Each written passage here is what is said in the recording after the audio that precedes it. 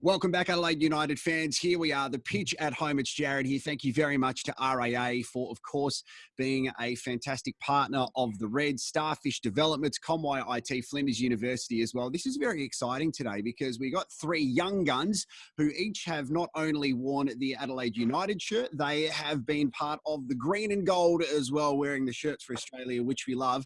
We have best and fairest winners here. We have a golden boot winner.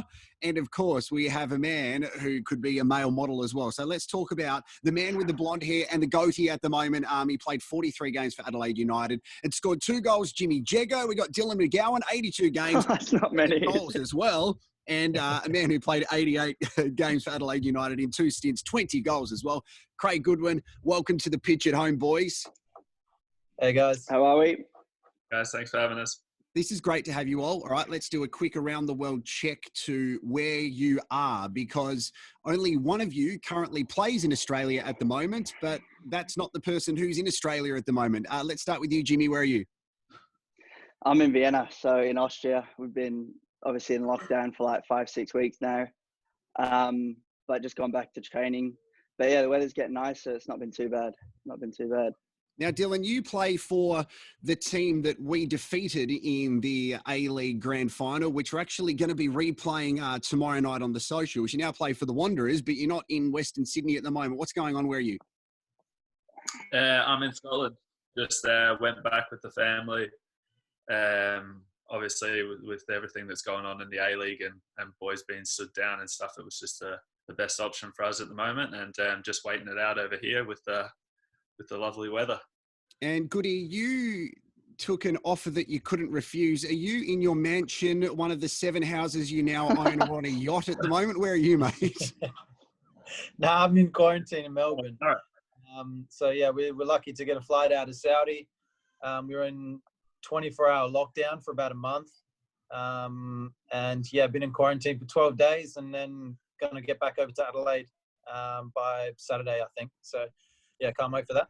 This is crazy. At the time of recording this, things are going okay in Australia at the moment when we speak of coronavirus. Jimmy, what's it been like for you, mate? Because, yeah, you're starting training again slowly, but it's been a pretty strange time, not just for football, but around the world. Yeah, it's been, Austria locked down quite early. So I think they went down into lockdown probably about three weeks before Australia did.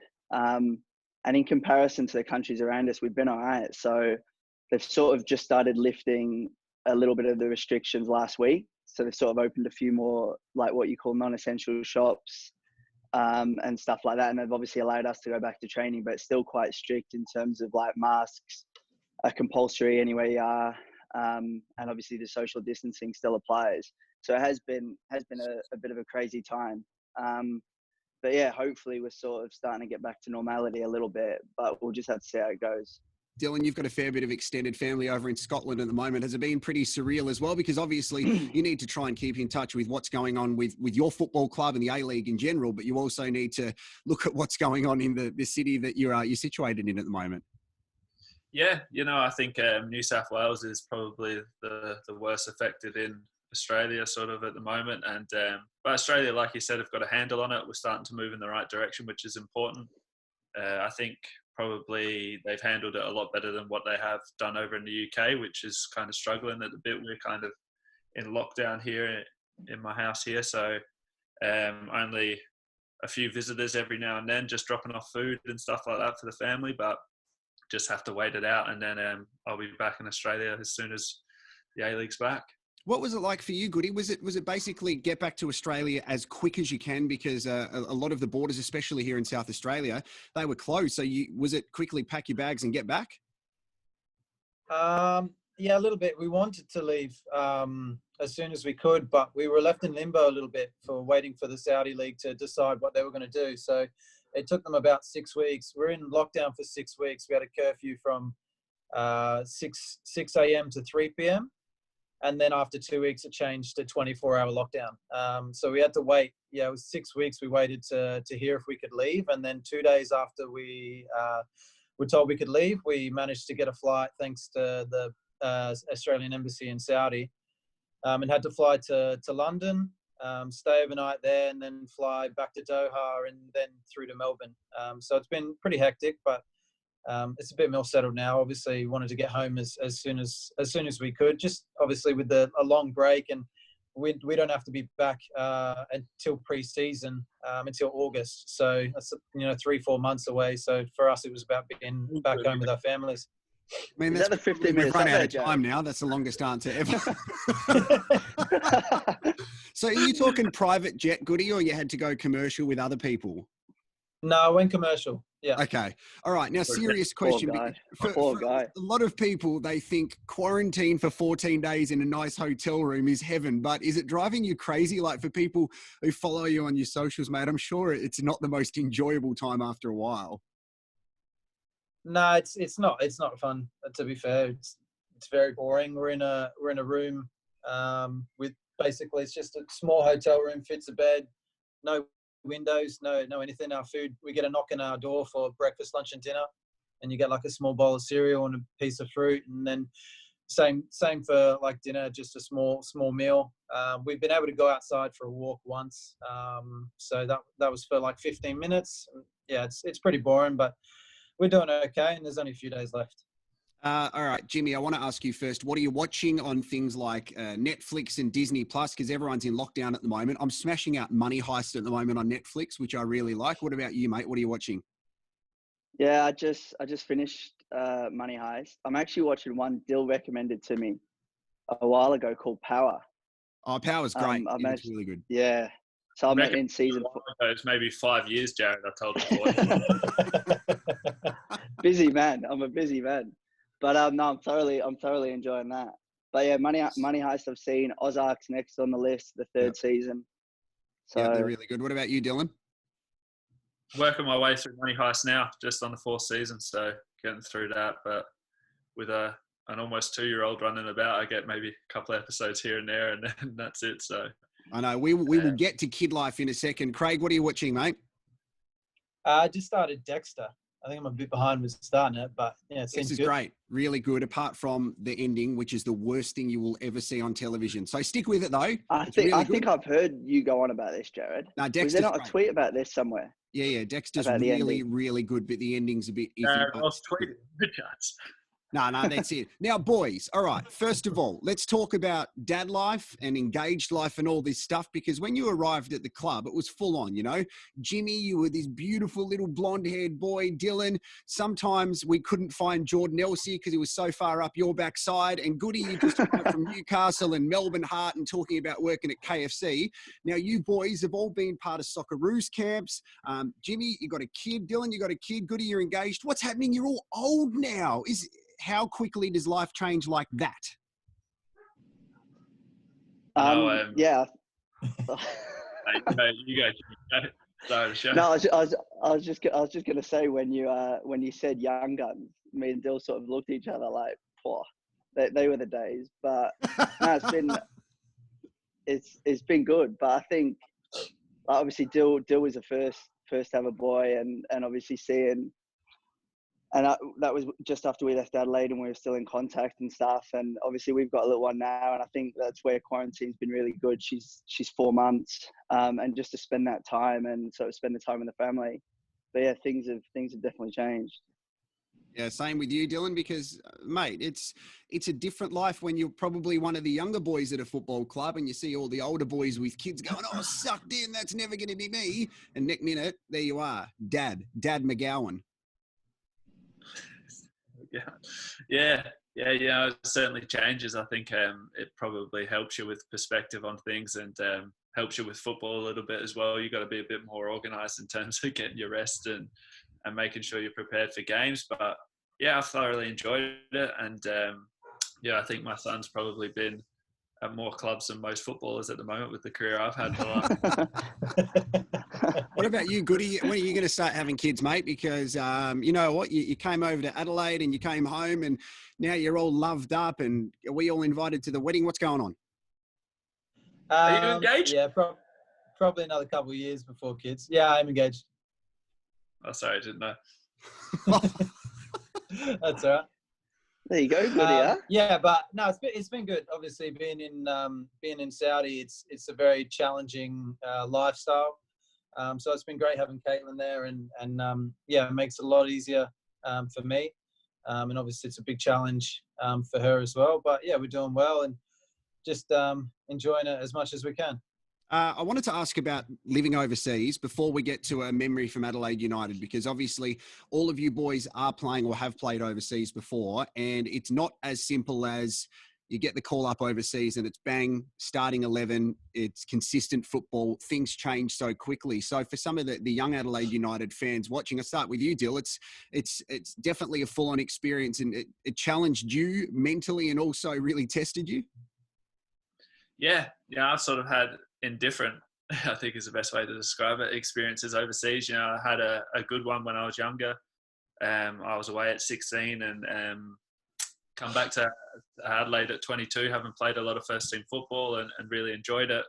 And then obviously at the end of my time at Adelaide, I went to Portugal and just immediately signed up for the bomb squad there, which was difficult. I was basically the furthest thing from a starting 11 player, and then had a good time in Korea, and then a similar thing in Denmark. So I'm back enjoying at least playing regularly in the A-League, and hopefully that can continue for the rest of the career.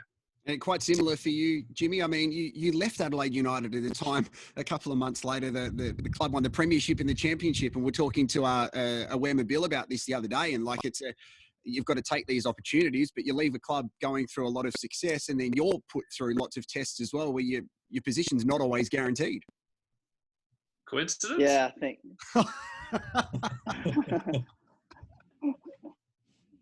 No, that was exactly that. I mean, when I went over for the first 6 months, I never played, and I was watching Morky banging goals every week, and these boys win the league, and I was thinking I've had an absolute stinker here. But yeah, I think it was one of those things that was something I really wanted to do at that time in my career, and it was a tough decision. Like I said, the first 6 months was sort of tough.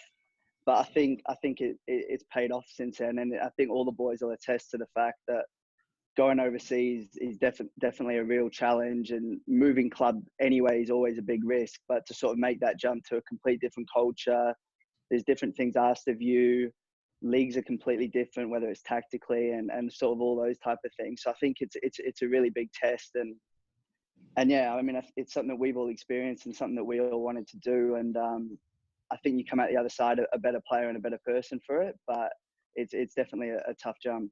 Yeah, as you said as well, Goody, I mean, you didn't just have to move your life over there. Your fiance as well goes overseas into a culture which is so foreign to the way we live here in Australia. So I'm sure that doesn't just test you as a footballer, but as a couple as well. You need to learn together, and it's pretty demanding for your family in general. Yeah, absolutely. Obviously, I think the good thing is that the rules have changed quite a lot in Saudi, and they're a lot more relaxed and lenient. So, you talk things like in the last 2 years, women are allowed to drive. They're allowed to come to games. They've recently introduced people are allowed to visit there as a tourist. Without having, obviously being sponsored for permission. So they've leaned up on a lot of things, but it is very challenging, like I said before. But, it's also a nice eye-opener as well to learn a different culture, to see how different parts of the world live. Dylan's just gone. So, Dylan, I don't know if, are you still there? Great. Mate, what do you miss about Adelaide the most? We saw you, when the A-League was still going over, come over and play for the Wanderers, but we know you love South Australia. I'm sure it's great to have your brother Ryan in the league as well, but I'm asking everybody on here, not just what they miss about the club, but Adelaide, the city in general. No, yeah, obviously it's home for me. It's home for me and Goody, and we come through South Australian football from sort of local Elizabethan districts into Federation, and then all the way up eventually to Adelaide United. And I think that's what made that championship winning season so special for guys like me and him. Was it wasn't the fact that there was 50,000 people in the stand. It was 50,000 people that were travelled a similar journey as us, through football, and the fact that we got to win it in front of them and that season was so special is something that will probably stay with us for a long, long time. Talking about Socceroos representation, Jimmy, I've been fortunate to be a couple of the games that you have played for the Socceroos. I mean, that's been such a quick transformation as well for all of you boys to be a part of Socceroos camps. And it's great to see lots of young players getting opportunities and holding their spots as well. So do you have a particular moment wearing the green and gold which stood out for you? I mean, obviously your debut's always really special. Mine was quite a long time coming, I think. I don't think anyone's been in as many camps and not made an appearance. You know, Joe, because you saw me sitting in the stands half the time. Yeah. But yeah, I think obviously your debut's always a really special occasion. But I think for me, sort of the first qualifier where you start, where it's sort of a competitive game, it really means something for me, was probably my biggest moment and the one I really enjoyed the most.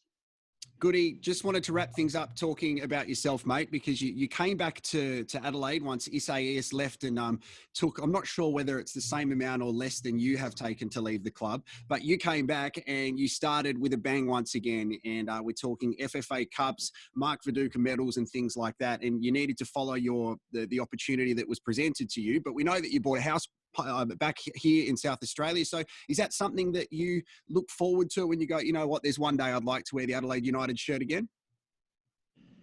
Yeah, I think so. Yeah, look, I'm an Adelaide boy. And I think some of the most enjoyable parts of my career obviously come with Adelaide. So, you know, I think that there is the possibility of playing for Adelaide again sometime in the future. Obviously, for now, it's about, I think, trying to set myself up at the moment, and then, you know, later on we'll see what happens. Okay, last you wouldn't question. Let it back 3 times, would you? What was that? Sorry, say again. 3 times, would you? You can't leave Adelaide twice and then still be welcome back, surely. Would you have him back, Jarrod? So I'm sure I could try and do it. No, we'd have him back. We'd have all of you boys back, definitely. You guys are all representatives of a brilliant time at the club, and we're hoping to build towards something like that again. Now, finally, Jimmy and Dylan, dad advice for Goody when he and his fiancée decide to get pregnant. What's the one bit of advice that you can give as a father? Because I've got she's 3.5, and I'm still just guessing with what I'm doing. So she came up to me the other day and said, "Ha, Daddy, you've got a willy. That's funny." Well, thanks, you jerk. So, Jimmy, what's your dad advice?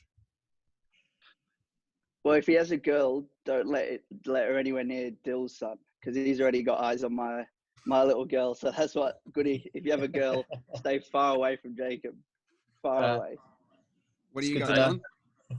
An unfair representation of my son there. I think he's just got a flirtatious personality.